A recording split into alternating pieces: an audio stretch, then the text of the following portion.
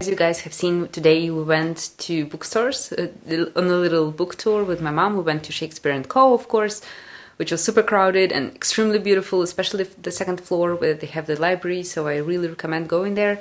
And then we went to the Abbey bookshop, which is much nicer in the sense that there are not so many people, obviously, and it's much more like quieter, it's more authentic, I guess. I don't know, it's just there are no tourist crowds there, so it already feels much nicer. And I got two books there, two books by Iris Murdoch, and the first one is A Good Apprentice. It's about a guy who loses his friend. The friend has a very tragic death, and he somehow feels guilty about it. I hope has nothing to do with it, but maybe he does. And then the second one is the Italian Girl, also by Iris Murdoch, and this one is about a family with extreme self-destructive tendencies against one another, so they, I think, will be really toxic to each other, and the book is going to be about that, I think.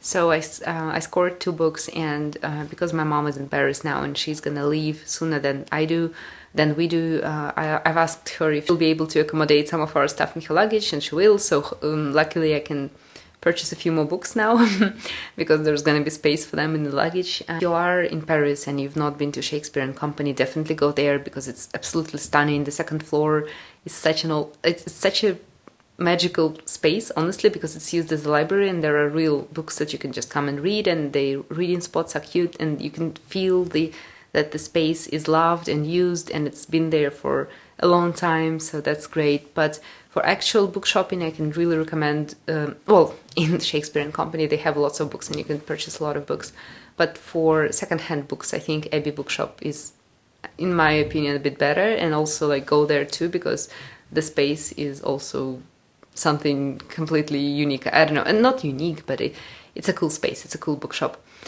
Yeah, and right now we're at home and we're gonna work for a bit, and I think later we'll head out just again for a walk and to have dinner somewhere, so I'll show it to you as well.